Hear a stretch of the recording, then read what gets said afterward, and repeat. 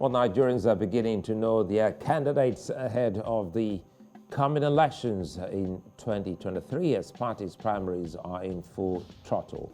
Already, the presidential candidates of the PDP, NNPP, and the Labour Party have been decided, while the APC will hold its presidential primary between June 6 and 8. Already, President Buhari has asked his party governors to allow him make a choice. Perhaps that would also mean something for Nigerians in the coming days.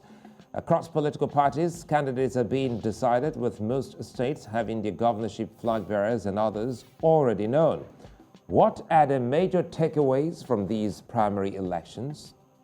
What can Nigerians look forward to in 2023? We'll discuss these and more on VSA. Welcome, I'm Sulaiman.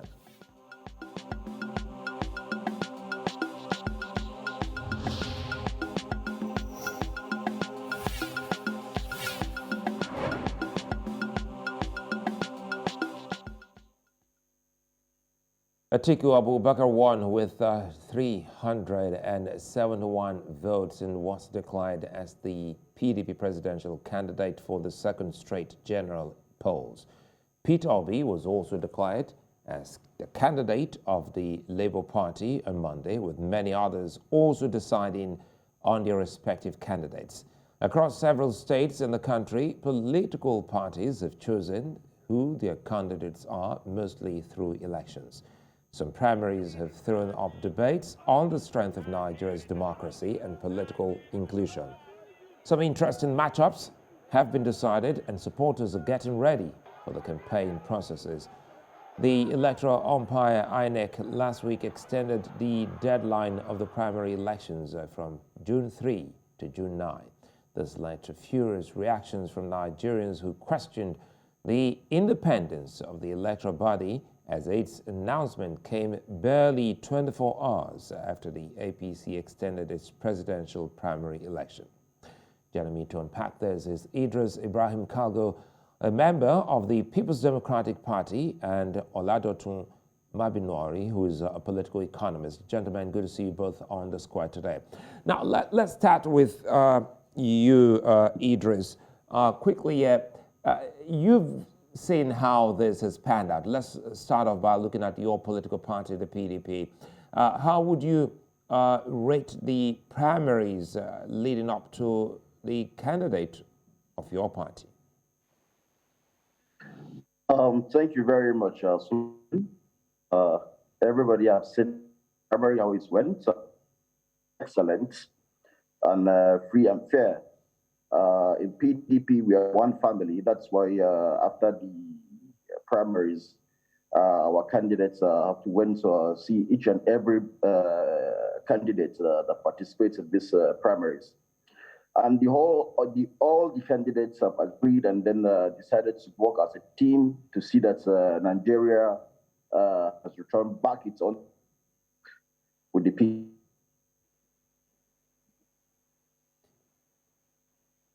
Well, I think I seem to have lost the audio connection there. Well, anyway, let's come to you, Dotun, quickly here.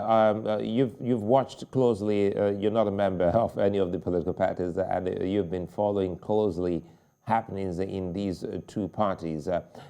Does it have any impact on what Nigerians are going through at the moment, talking about the economy? Yeah, sure. We all know the economic activities that surround election. As far as an election is concerned, this is the period where money is pumped into the economy. You have so many idle funds moving around. It also happened, and this can easily be explained by the exchange rates that jump from around 520 to over 600 within a space of 1 week. That's to tell you how important election is to not just only the politicians, but to everybody living in the economy. I think it is foolhardy for anyone to take concerns with election. This is where your fate, your future, your economic activities, your livelihood is being determined, is being decided. So it is important that everybody show interest into this. That's why even we as economists, we can't do without paying attention to political processes, because without politics, economy. We all know that. Because even as economists, when you formulate policies, when you bring out ideas, these ideas are subject to approval of the political leader. So that's why this 2023 is very, very important. And many people are paying attention more than ever before into the electoral process, into starting from the primaries, from the candidate to primaries, to the main election, then to handover and the likes. And we can all see serious fears here and there. Both the two main parties that we have in the country, that's APC and PDP, watching each other's back. It's more or less like a playing what we call game theory in economics, where both parties are looking at the best strategy to use. What should I use? What's my own dominant strategy? What should be my best candidate to put in? What's my best foot to use? So these are the things. These are deciding moments and an important moment in our national life. So nobody at this juncture should take it as nothing. It's none of my business. It's for politicians. We have all seen that it is beyond the issue of saying it's just for politicians at this point. Everybody should pay attention, not just in the final election, but even in the process of selecting whoever represents a member. Because without election, without these processes, there might not be a nation, as we all know. Well, I'll come back to you, Oladotun, so that we can actually expatiate more on that. Let's come back to Idris, who's a politician here. Now, Idris, some have said your party moved against what form of arrangement that it already had in place, talking about the rotation of presidency. How do you think this can actually help assuage, the pains and complaints by party members and even non-party members? Well, thank you, Suleiman. It's not about the party itself. It's about what the Nigerians want. PDP are looking for a way back in power now. We need candidates who can represent. We need candidates who can win the election. So it's not about PDP now. It's about getting back power. Even despite talking about the zoning and everything, we all come to terms that we agree, let's go for the candidates who is going to deliver. So in PDP, we first of all throw it out for the Nigerians to see, and we care for the Nigerians, unlike the APC. So we move with what Nigerians want, not what the PDP wants. The Nigerians, they have channeled their attention more to Atiku Abubakar, Waziri Adamawa. So that's. Well, how did you gauge the the thinking or the reading or the demand of Nigerians when you say that your party elected Atiku Abubakar as your candidate, owing to the fact that that's the man Nigerians want? Well, I understand. I lost Idris there, but while we wait Idris to reconnect and come back, let me go quickly to Oladotun. Looking at the free fall of the Naira, which is very important here, some have said, well, just preceding the primary of the People's Democratic Party, the Naira actually, lost, steam against the dollar. And just after that election, the Naira gained against the dollar. How does this, play out? Well, this is a simple economic principle, which is called the law of demand and supply. Anytime there is a supply shock, demand shock, when demand exceeds supply, of course, the price of every item will go up. It's like me selling an item, and on a daily basis, I used to have an average of 100 customers. All of a sudden, I start having 500 customers, 1,000 customers. It is expected of me as a seller, as a rational businessman who is out there to make profit, to increase my price. So the demand for dollar during this last 2 weeks increased, as been. At times, it might not even be the reality. People know that when elections are coming this way, people want to pay in that, they want to, dollar will move around. So there's this, again, rational expectation that, okay, during this period, should be a demand for it, then prices expectedly, more like random walk hypothesis, will start making the price to go. There will be a lot of sentiment around exchange rate around this period. Just as we have the price Naira gaining strength now. By the time APC is about to run their start primaries maybe a day or two before that period, we'll see the same thing that happened during the PDP primaries to also happen during APC. That the dollar will also lose momentum around the dollar. I mean, Naira will lose value around the dollar simply because it is expected that there should be a lot of dollar that will be in circulation during this period, even when in reality there is no much demand or there's no much purchase of dollar to move around because of that rational expectation from people, natural expectation that, okay, primaries are coming this way, and we all know the parties involved here, then money should move around. And as we have known, finally, it's not a legal tender in our economy because spending dollar in our economy here is not what is expected for all of us to spending dollars, sorry. But we all know one of the properties, one of the characteristics of money is portability. It is easier to carry dollar in terms of portability than to carry dollar in terms of $1 is equal to about 600 naira. So if you have $1,000 with you, it's as good as you carrying 600,000 naira. So the ease of carrying $1,000 is better than the ease of carrying 600,000 naira. So that is why it is easier for people to expect that dollar will go around this period. So some again also want to hold this dollar around this period to ensure that they create this artificial scarcity, therefore making the price go. You know that what they call arbitrages around financial market, foreign exchange market. This is a time for them to make their own profit by creating artificial scarcity, by ensuring that there is the demand goes up above the supply, and they can make their own money. So it's expected. Doesn't simply mean that the parties are sharing dollars, are distributing it as some have been insinuating. It doesn't mean it that way, but it is normal. It is a rational expectation for people to behave in that direction. That is one of the things that made dollars to Naira to be having a free fall within these last few days. Okay, Oladotun, I'll come back to you. And I see Idris is back. Idris, for a bit, we lost you there. Apologies. Now you're back. We wanted to know the yardstick your party, employed in knowing the candidate Nigerians wanted to run on the platform of the PDP. Sorry, can you come again, please? Skip it. Yeah, before we lost you, you did say your party elected Atiku Abubakar because he's the candidate Nigerians want. So I'm thinking these Nigerians who are non-party members, how did you know exactly who they would want to be the flag bearer of your party? You know, well, when we were talking about the zoning, that's why we have to create a committee of a 37-man committee to go around and then discuss about the zoning issue, which the majority go for no zoning.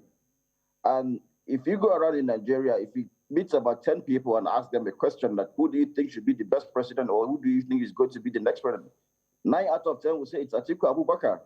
And so this is the man that we need for the job right now. And like my brother is saying, if you look around and then you will go back to during the Obasanjo and Atiku's time, Atiku Abubakar led the economic team that paid Nigerian debt, and lots of things happened in that time. He brought technocrat into the government. He led the neck that brought the GSM into Nigeria, and so many things. This very man here has done a lot for this country. And this is the kind of man we want. Somebody that will not be tribalistic, somebody that will not bring religion into government, somebody that will bring anything else to do with tribe. He deals strictly with the Constitution. And he believes in Nigeria. That's why he calls himself the unifier. So we are about to see the best government we ever had in the country. For people like me who were born in the 80s, we don't know anything about. We only heard about them. People like the great men, people like Nnamdi Azikiwe, Tafawa Balewa, Awolowo, and the rest. These were great men that did well for the country. We don't have people like nowadays. So we that were born in the 80s, we see Atiku as our own Sardauna. We see Atiku as our own Tafawa Balewa. We see Atiku as our own Azikiwe. We see Atiku as our own Awolowo. So this is the time that we all need to come together as a team. We talk about the issue of the zoning. Let me go back to the zoning again. You have seen what happened in the primaries. He win with about almost more than 100 votes against Governor Nyesom Wike. What happened next day immediately? Wike opened up and said, okay, he's willing to support and then whatever it takes to the party. That's a good teamwork. That is PDP. In PDP, we don't hold grudges to ourselves, all the APC. That's why the APC till date, they're still struggling to go for primaries. And Atiku emerging as the candidate, they are now confused because they have no candidate that will contest against Atiku. So before we come back to Oladotun, quickly here, the acrimony, because just recently we spoke with a member of your party, specifically Kasima Fegwa, who still thinks that your party should have actually, if you say Atiku Abubakar is not a tribalized politician, someone like Kasima Fegwa will be asking you, why is it that he didn't, put his support for a candidate from southern Nigeria like Governor Nyesom Wike?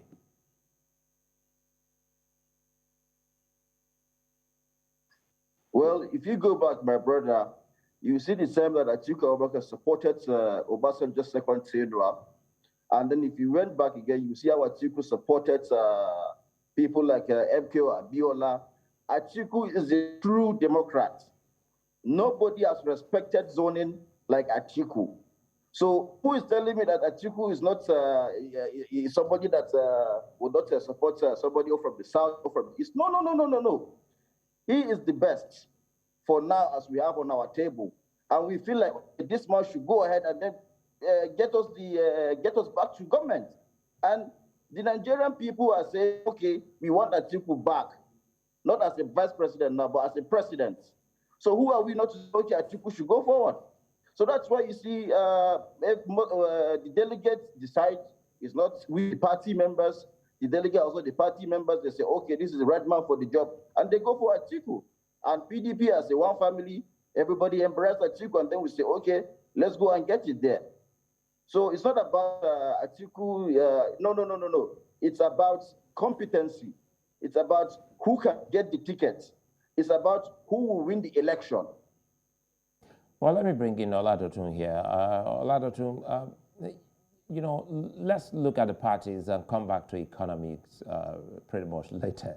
Are you convinced, looking at the parties now, that with the dynamics of, things in Nigeria, looking at the administration of the PDP while in government and that of the APC, what do you think will be the main talking point as they go to the polls?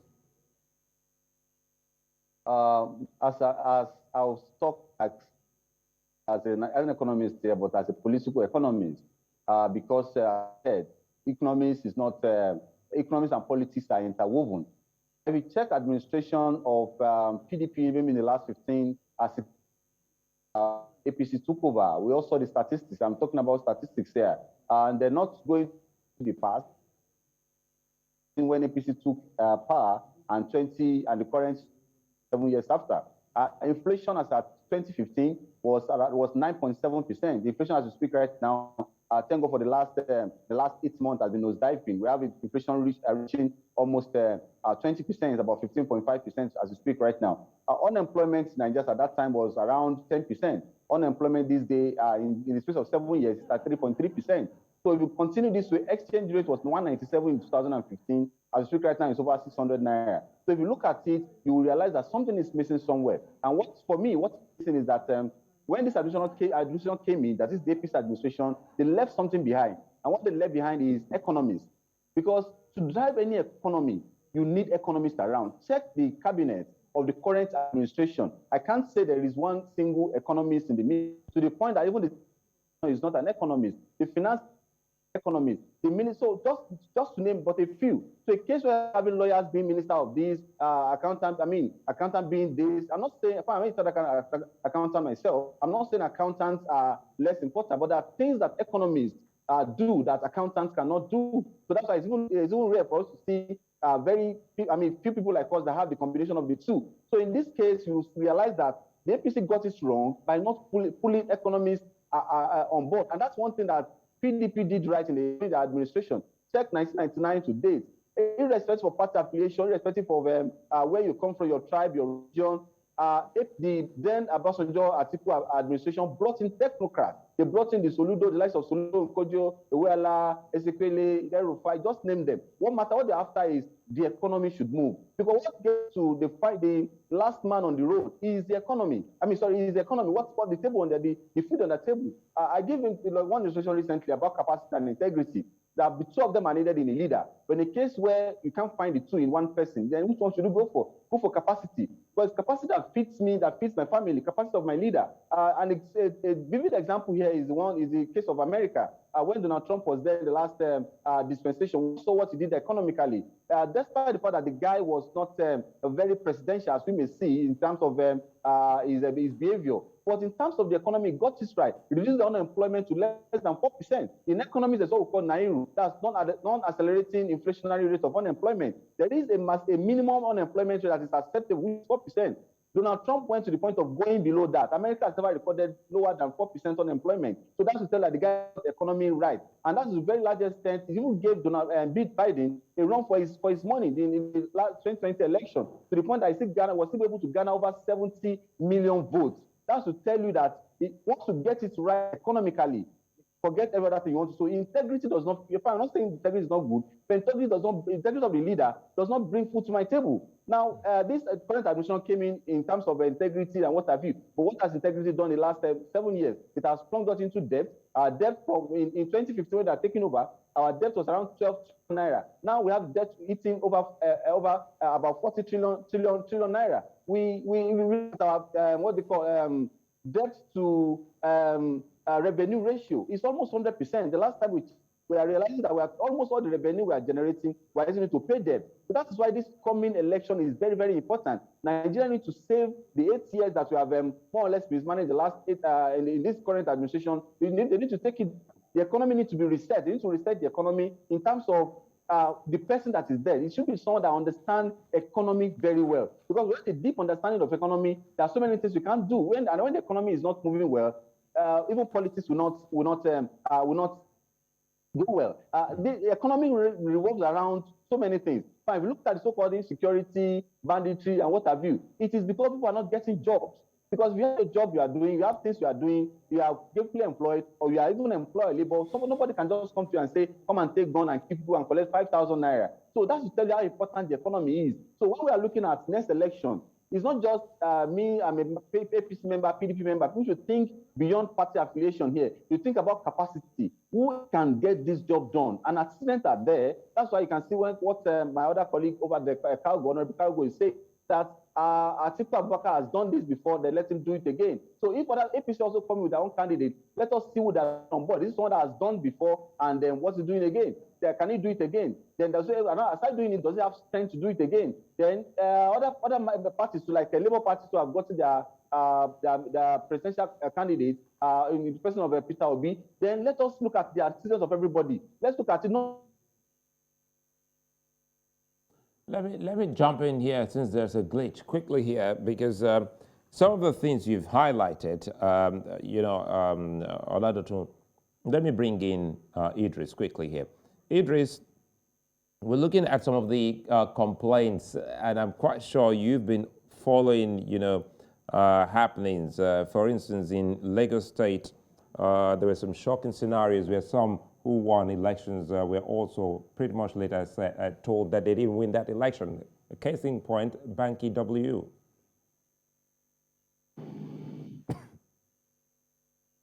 Sorry, can you come again?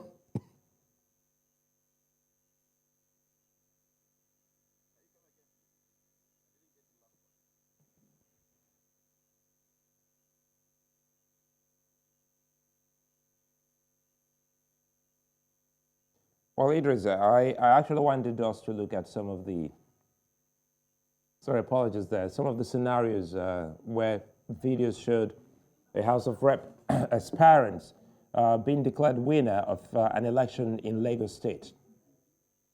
And pretty much later, it turns around that he wasn't actually the winner.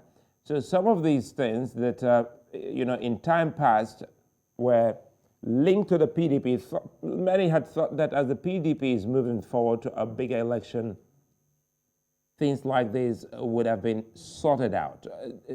I'd like to have your reaction on this, knowing full well that you say your party has what it takes to be back in power. Yes, on the issue of Lagos, that's what the National Working Committee are working seriously on it. And the National Working Committee doesn't behavior. There's some committee working on it and what is the best way to go about it. In this case, sometimes it's not even the party, it is the candidate itself. Most of the candidates are the ones creating these problems. And then they will leave the National Working Committee to work on their mess like this. So it's not about the party itself. So sometimes majority of it is the candidates. They were the ones causing most of these problems. They have set their own lines. They have set their own rules and regulations, which if you do that rules and regulations, just like you're wasting your time. So the National Working Committee are on it, and surely within a few days they will rectify that problem in Lagos.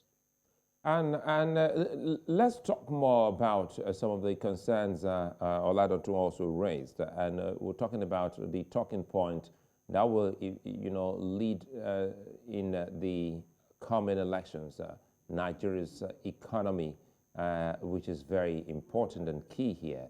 If that also is something that your party will be looking into, how do you think your party will address this, knowing full well that your party has been tested before and is not a new political party on the fray? The APC government back then, they were not ready. I speak to you right now, Alhaji Atiku Abubakar Waziri Adamawa has his own team already, has his own blueprint. This is someone that means well for the country. This is someone that knows what he's doing. This is someone that it's not about something that's until when you get to power and then you be looking at how to do that. No. Atiku Abubakar has his own blueprint. We know what is happening in the country. We know where the problems are. That's why already we have all the blueprints and we have the solution on how to implement all these things. So the federal government is a very dynamic, it's a very wide system. So it's something that you have to come in. First of all, you need somebody who is very much intelligent, somebody who is competent, somebody who is well recognized, somebody who is well accepted in all over the countries in the world and across the country as well and around the world as well. So this is the best thing to do for now, is to set up a good team that will counter all these problems. He has done it before. He's not an amateur. He has all it takes to do all these things. During his time, if you could remember, he was the one that led the economic team back then, and people like Erifai, they're all part of it, Ngozi Okonjo-Iweala. So these are kind of things, this is the kind of man that we want. Somebody that will employ somebody not based on I know you, no, based on your competency, based on what you can do, based on what you can bring, based on how you can put. So this is the kind of president that we want. That is ready. And the Nigerians are so eager to receive us. So it's not about, okay, I'm a president, I will just fold my hands and do nothing about it. No, it's not like that. Presidency is a very busy, structure then. So it's something that we all have to come in as a team to work perfectly to see how we can put all these things together. We have our own economic team. We have everything that everything is set. So we know what we are doing. All right, okay. Idris and Oladotun, let's take a moment. When we come back, we'll dig in deep. We'll look at some of the key concerns and, of course, also talk about some of the issues, talking about the block vote for the PDP that usually comes, from the northern, part of the country, and how this may be affected by the Conconcia movement and the NNPP, which is another political party that will be going into the polls. That's when we'll return. Join us again.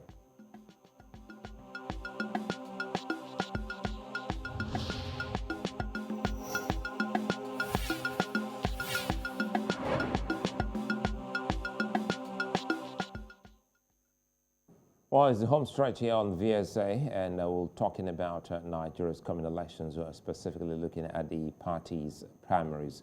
While the main attention has been on what's happening in the ruling party and the main opposition, other parties are building significant popularity through their choice of candidates and manifestos.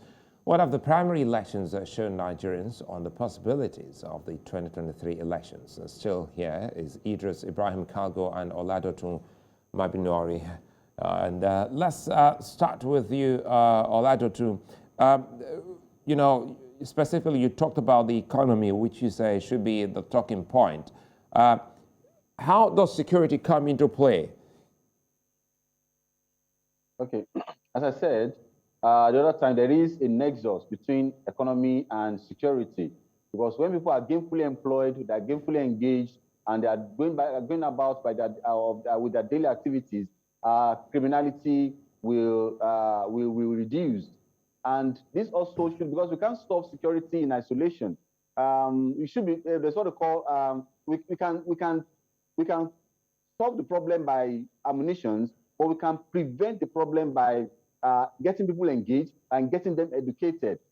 Recently, I saw the manifesto, the 5-point agenda of one of the presidential aspirants, to be specific, His Excellency Atiku Abubakar. And part of the five things I want to talk about was security, education, economy, through federalism, and I think the fifth one, I can't pick it right now. So if you look at it, if anybody is coming on board and you are not making the economy as part of your priority, then there will be a problem. So as you are solving security using kinetics, that is using weapons and the like, we can still prevent them. Then we have a large chunk of people, what they call reserve army, that even the Boko Haram or the so-called terrorists can easily recruit. So why can't we prevent them from recruiting them? Why can't we get them engaged? Why can't we create jobs? To the very large extent, I've seen poverty theoretically, and I've seen poverty empirically.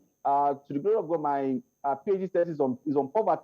So that has allowed me to delve deep into what poverty is. I've seen poverty firsthand, I've felt it, and I know what it means. I've known what poverty can make people to do. People have even created skits. This comedian have made skits about poverty. When they are making the skit, I don't just laugh at the skit. I'm looking at the impact of poverty on people. Recently, I saw one that the guy was just going on the street, and he will walk up to any lady, and he say, "Please, can you have sex with me in the open? And I will give you 200,000 naira." And you see some girls falling for it. You see some people willing to do that. That's to tell you how deep poverty has dug deep into people's life. That's to tell you the implication. So indirectly, imagine was and I saw another skit also, that a guy on the road just stopped a bike man and asked the bike man to please carry him to a place, and then they will give him a gun. He will shoot his opponent. He said he's a politician. Fine, it was a comedy skit. That was looking beyond that comedy skit. That was really economic meaning to what they were doing. And he said, "Can you help me kill this person? I will give you 10 million, I guess." And he said, "We'll give him 2 million naira deposit immediately." The guy is dated, but another person would have actually taken it off. That's to tell you that poverty can make anybody to do whatever, even what they didn't want to do. Let me bring in Idris. Apologies. Let me butt in here. Let me bring in Idris. Idris, you know, some of the key concerns that will be brought before your party will be, you know, on account of its past, its records while in government. Whether it was Atiku Abubakar or any other person, but they'll be looking at the political party. Does it worry you that some of those key concerns are still very much present? What are those key present? Yes, I fail to understand what they are, because if you look around... A case in point is security. Well, we have one of the best security structure in the country. Unfortunately, what we need is just somebody who's going to motivate them in a very good manner and a good way. Atiku Abubakar is a kind of leader that the first thing that comes to his mind, whatever we're doing, is first of all, you can't do anything without security. Even if you're going to tackle agriculture, education, whatever you wanted to do is you have to put there must be security first of all before you can do anything. It's one of our first priority to see that we came to an end to all these problems that we're having everywhere around the country. That's why we call him the unifier. He's the only candidate, or I can say the whole parties, who has children who are Igbos, children who are Yorubas, who are Fulanis and Hausas. So tell me, where will you take care of? Is it the South? Is it the North? Or is it the East? He's a family member around the whole region.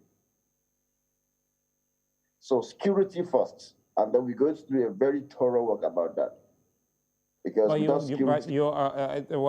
know you're not a candidate, but you agree that the coming elections wouldn't be one that any candidate will just say, I have my blueprint. It's going to be deeper than deep. They need to show the Nigerian people what difference they would make by actually showing in clear terms what they have in place to actually fix the security issue in Nigeria. Idris.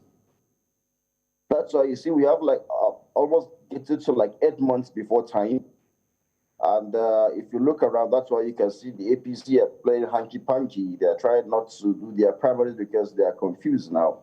It's like they are following PDP to see what PDP would do before they make any move. As of this point, I don't think they even know what they're doing because they're out of candidates. They have nobody to face Atiku Abubakar in the general community election. So the blueprint is going to be released within this short period of time.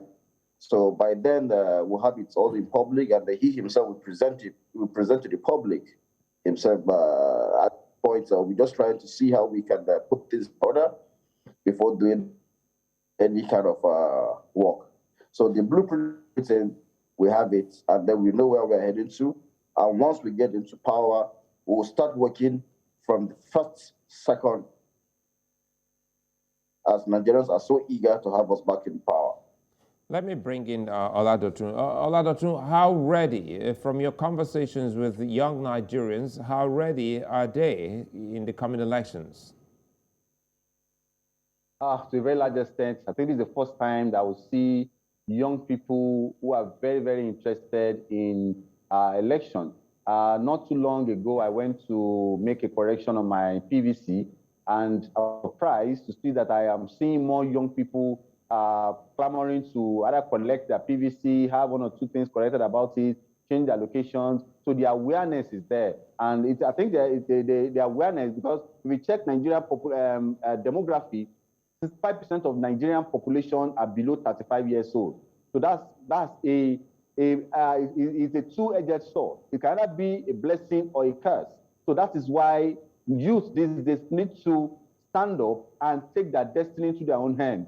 We have seen instances that people will say they want a young leader, they want a young president, and what have you. But experience has shown that it's not just about having a young president, it's about having a president that will take young people along. Because it's better to have a pack of like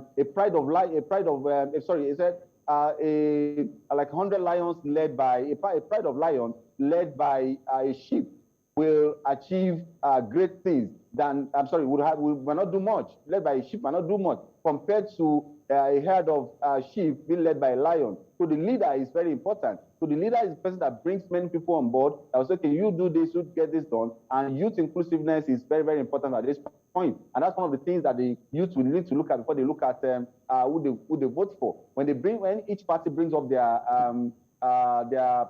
economic their political blueprint, then sit down, read it. What is the participation of youth? What is the involvement of youth?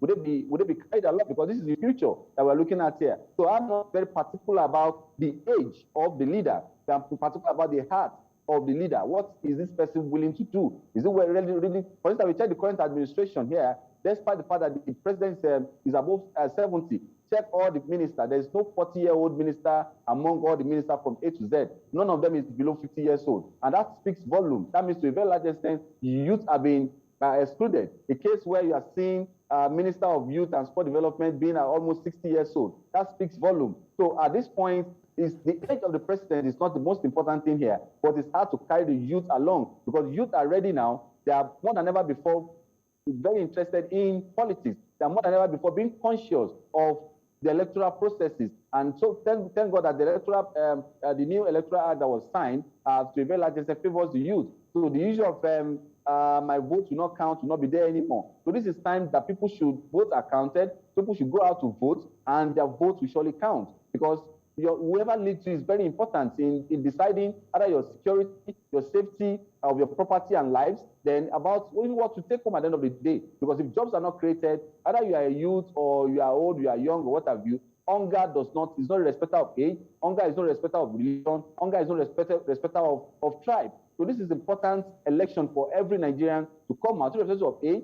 Even as much you are over 18, you are 18 and above, you have entered you are enfranchised to vote, just come out and vote and decide. Let me bring in Idris here on this. Again, just a moment here, Oladotun. Idris, are the political parties doing enough on, sensitization?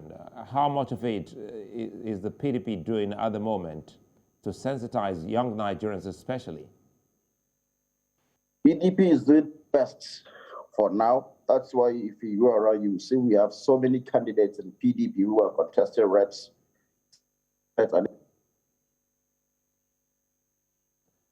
Well, again, I think we have that awful connection there. We'll come back to Idris so that we can actually push these and wrap up. So, Oladotun, now let's say the cause of the people and perhaps coming from the young Nigerians you highlighted earlier on, some Nigerians are a little bit worried at some of the faces. A while ago, Idris said, well, for those born in the 80s and 70s, well, they've known just a certain, group of politicians. But if you look at what we've seen so far, some are already saying that these same politicians have their children taken over from them or family members. Some say it doesn't look like a democracy, even if it's a democratic process. What can you say about the growth of politics in Nigeria at the moment? I think at this point, let me try to digress, to go backward a little, because in economics, so-called forecasting, use the past to predict the future. Using different techniques, Arima, and the likes, and what have you. I don't think there's any other fatherly relationship or whatever relationship you want to see that is between the then Obasanjo administration, Obasanjo and Atiku, and Soludo. Soludo was brought in to be the CBN governor. He was just 44 years old. El-Rufai, when he was to head BPE, that Bureau of Public Enterprises, I think it was just 40 or 41. Kojo Wala was in his 40s. So just to name a few. So what matters most here is not just, that's what we said, the heart of the leader is what is important. Is it a leader that believes in the youth, or the leader that just wants to use youth to get elected? If you check this current administration, you see when they were coming in 2015, so many youth were out there. They want to change. Everybody shouting change here and there. So what happened? After the administration, that okay, about 30% of the cabinet should be youth. Youth that are ready to, the energy is there, the brain is there. But unfortunately, we didn't see it that way. And that's where the issue of a replacement of an elderly person, a retiring politician coming in and replacing the person with the children. But this is democracy. Even when they are bringing up their children and people refuse to accept their children, there's nothing bad in that. And I can't say because, for instance, if my dad has to be the president of this country, that my dad was the president, doesn't mean I can't be a president. the senior Bush in America was the president, and the young Bush came also became president. Who says one of Obama's children cannot say wants to become a president in the nearest future? So that your father has lived his own destiny doesn't mean that the child doesn't have his. So I don't believe in, since your dad was once a governor, then you must never aspire to be a governor again. So if a child of a politician also aspire to be a politician or to aspire to, the decision is in the hand of the electorate. If you want him, what who told that I wouldn't do better than his father? But because it's not autocracy, it's not military rule. Nobody is lauding his or her child on the electorate. The decision is for the electorate to decide whether they want the person or not. So this is time that political consciousness should be more discussed. People should be more on the day of election. Don't go out there and be watching football. On the day of election, don't sit at home and be watching Netflix. Go out there and decide who lives with the next 8 years. 8 years is no joke.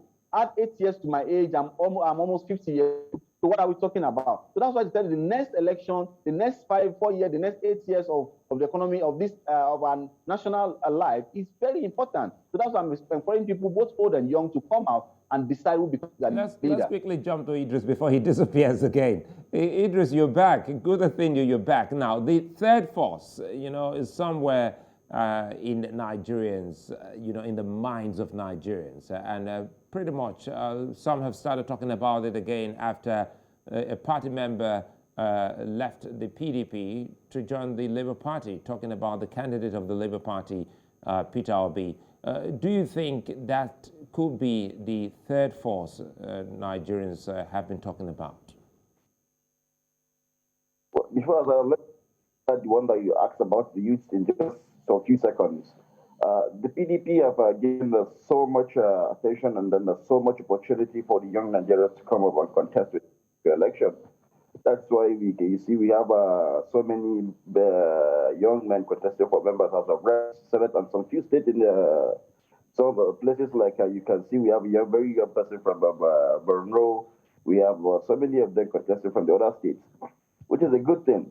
And our principal, Atiku Abubakar Waziri Adamawa, has pledged that he's going to give 40% of his cabinet to the youth. And then also, he pledged that if he is leaving, he's going to hand over the power to the youth. And he said he's going to coach so many of them to know how to govern the country properly before you hand over to them, which is a very good one. And the issue you just asked about now is there are two different things.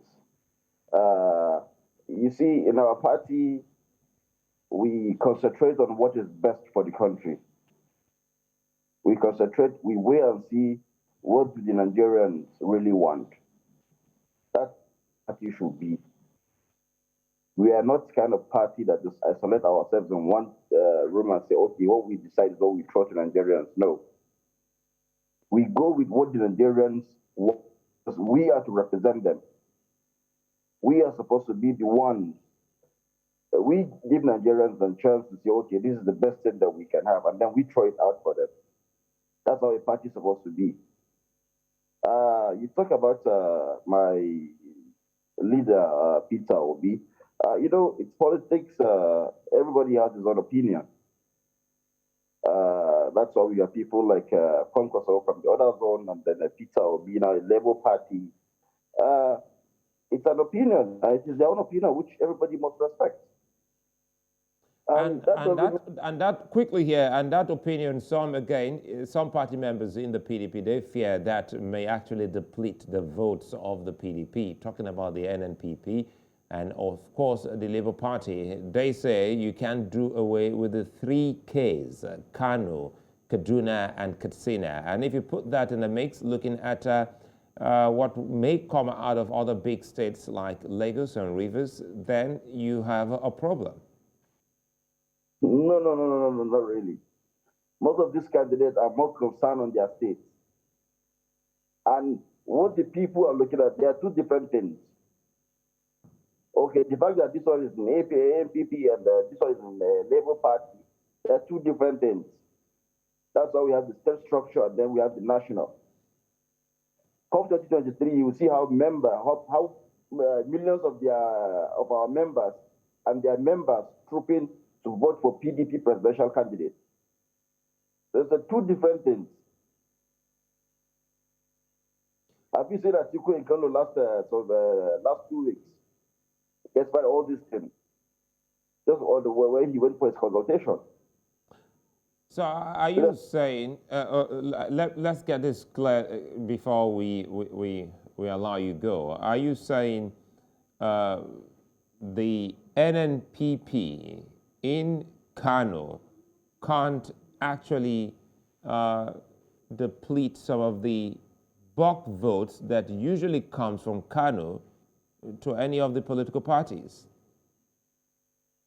At the national election, we are going to have more than 1 million votes in Kano.